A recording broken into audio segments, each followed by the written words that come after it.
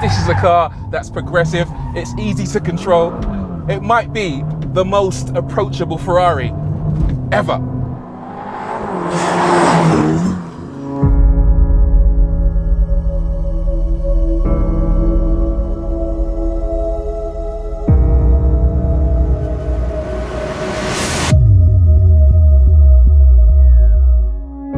This is the Roma. It's Ferrari's latest front-engined rear-wheel drive berlinetta. Its twin-turbocharged V8 makes 620 horsepower. It uses F1-inspired active aerodynamics for incredible performance. It's a fearsome slice of low-slung, 200-mile-an-hour exotica that in the right hands can dominate a racetrack. Except this isn't actually a Ferrari for the racetrack. No. It's a Ferrari for the streets. You see, Ferrari are targeting new customers because apparently there are some people in the world for whom sports cars are a little bit uncouth. There are people out there who just aren't interested in driving fast every single day. Nutters, I know. So the Roma is all about elegance and refinement and will appeal to a whole new crowd.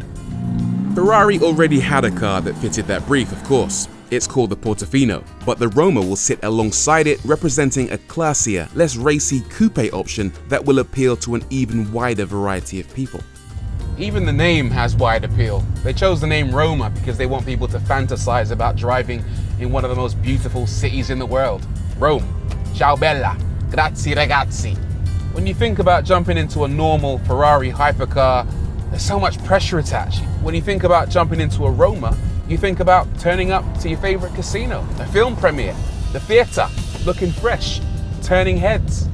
And on your way there, what you'll find is a car that's quiet, has a smooth 8-speed dual-clutch transmission, carbon brakes that are easy to modulate, comfy light steering, and is easy to park, whether it's in your hands or in the hands of the valet at your favorite 5-star hotel. But the Roma isn't actually just for special occasions. No, it's built according to the principles of La Nuove Dolce Vita, which is Italian for living your best life. Ferrari want you to drive, use, and enjoy your Roma every single day and in every single way. You see, with the Roma, you can do anything. You can pop down to your local high street shop. You can go on a romantic trip, soak up the sun and the views with a loved one, reminiscing on old times while thinking about the future. You can frolic together in a beautiful meadow in the Italian Alps, getting lost in the moment, falling deeper into each other's spell. Or enjoy a picnic, perhaps challenge each other to a game of whatever this is, before taking the next step, meeting each other's families to show how committed you are to each other before taking things wherever your feelings and emotions might take you. Yes, this is a car that you'll want to spend time with, and who could blame you when it looks like this? It's one of the most beautiful Ferraris we've seen in some time, certainly the one with potential for the widest appeal. Its design is cohesive, muscular, arresting, in a way that doesn't seem too shouty. The front grille is reminiscent of the classics, brought up to date with an overhanging shark nose effect. The headlights feature modern matrix LED technology with an understated DRL. The sides are simple, taut, muscular, and the rear sports newly designed brake lights, a large diffuser, and an active 3-position spoiler. It's even practical with a 2+2 layout. These rear seats are for children, or, if you're feeling less cruel, bags, and enough boot space for a couple of small suitcases. It's gorgeous inside as well. I'll be honest, a lot of Ferraris are quite samey. Up until this point, they've been okay, but not spectacular. But the Roma is sensational inside. I especially like what they've done with this dual cockpit design, which makes it look like you're in 2 separate single-seaters sat side by side. On top of that, you've got lovely materials, great Italian craftsmanship. Plus, and this is amazing by the way, this metal gated shifter that's designed to look like an old school manual box. Plus, have a look at the key. That is absolutely gorgeous. The tech is really good as well. This is actually quite similar to what you find in the new SF90 Stradale hypercar. So you've got 2 displays. The primary display is this 8.4-inch portrait screen in the center console. And here you'll find all your access to audio, phone, navigation, and climate. And then behind the steering wheel is an enormous and gorgeous 16-inch curved display. Now, this can show you all your usual information like your rev counter, your maps, and your driving data. But if you use this touch sensitive section on the steering wheel, you could actually enter a view max mode and basically explode any individual element you want to be enlarged. The steering wheel is worth talking about as well. Almost every button, apart from the indicators and the wiper, is now capacitive. It's like a touchscreen, but located on your steering wheel. Even the engine start button isn't physical anymore. And the Manettino, look how cute that is. Little dainty Manettino, gorgeous. The final screen I want to talk about is located on the passenger side. Now this gives your passenger access to settings, navigation, your audio controls, and your performance, which will show them how fast you're going. Very clever, but probably a bit pointless because let's face it, they don't have to look at the screen to know how fast you're going. They're gonna feel it.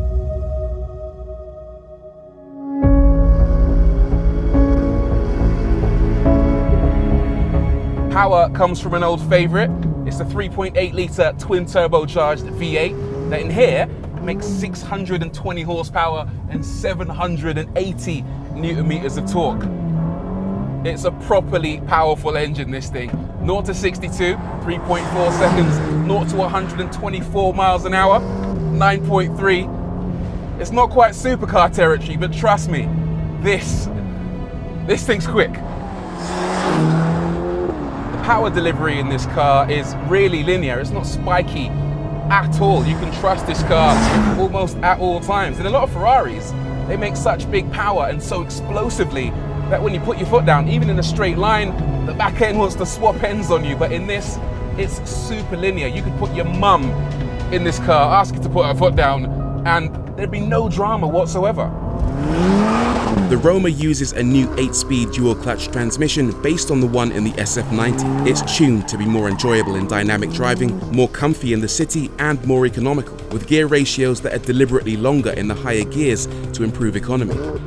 My only issue with the gearbox is that the gearing is a little bit too long. Apparently the gearing's now 4% shorter than you got in the Portofino, but in this, it still feels long. I'll show you what I mean. I'm now in 6th gear, doing 1,000 RPM, 5th, 1,000 and a bit RPM, 4th, 2,000 RPM, 3rd, 3,000 RPM. It's only until you get to 2nd gear when the car is really ready to accelerate. Everywhere else, you put your foot down and you have to wait. I've never been in a Ferrari where I could floor it for this long and not die. Having said that, it can be rewarding to keep the engine revs high to extract peak performance from this car. The twin-turbo V8 makes 760 newton meters of torque from 3,000 RPM all the way to just shy of 6,000, with peak power arriving at 7,500 RPM. So it does pay to use all the revs and let the V8 sing. The exhaust, not that loud, not that aggressive. It sounds good. Is that part of this car's understated nature?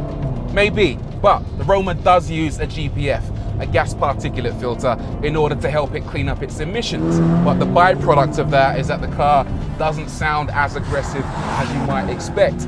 Now, Ferrari have been clever. They've tried to claw back some of that sound by deleting the rear silencer and installing an active exhaust flap. It works to a certain extent, but this is definitely a car for people who like understated looks and understated sound. They use optional magneto-rheological adaptive dampers in this car. In other words, when you're going in a straight line, it's soft and supple. But when you're cornering hard, it essentially uses an electromagnetic reaction to firm up the damper fluid to reduce body roll. And it works brilliantly. This being a Ferrari, the Roma has the famous Ferrari Manettino, and this one is super cute. It also has, for the first time ever in a Ferrari GT, 5 settings: wet, comfort, sport, race, and off. The first 2 modes are the ones you want to be in if you're a relative newcomer to performance cars, or if you're driving in bad weather. But if you want to have some fun, flick it into race, and suddenly the Roma transforms. Handling is the Roma's strongest asset. For a car that isn't aimed at people who like driving fast, it really is lovely to drive fast. The car generates 95 kilograms of downforce thanks to underbody vortex generators and a rear spoiler with low, medium and high downforce settings that are chosen depending on your speed and degree of cornering. Ultimately, the car has a tendency towards understeer, which can prove tricky on these slippery Italian roads, but the steering has plenty of feedback to allow you to detect and mitigate that loss of grip. And with such power on tap, oversteer is only a bootful of throttle away, if you so wish. In race mode, and especially with traction control switched off, the car becomes incredibly playful and will throw all types of shapes. And it's not spiky in the slightest. This is a car that's progressive, it's easy to control. It might be the most approachable Ferrari ever. The Roma is a departure for Ferrari. This isn't your usual highly strung prancing horse designed to decimate the competition in motorsport. This is more nuanced. The Roma's for heading out to the theatre, making a splash on the red carpet, heading out to your favorite casino, having a nice romantic picnic. It's basically for doing whatever it is you want to do, whenever you want to do it. What is it they say? La nuove dolce vita? Yeah. The Roma is all about living your best life. Checkmate. Don't look at me like that.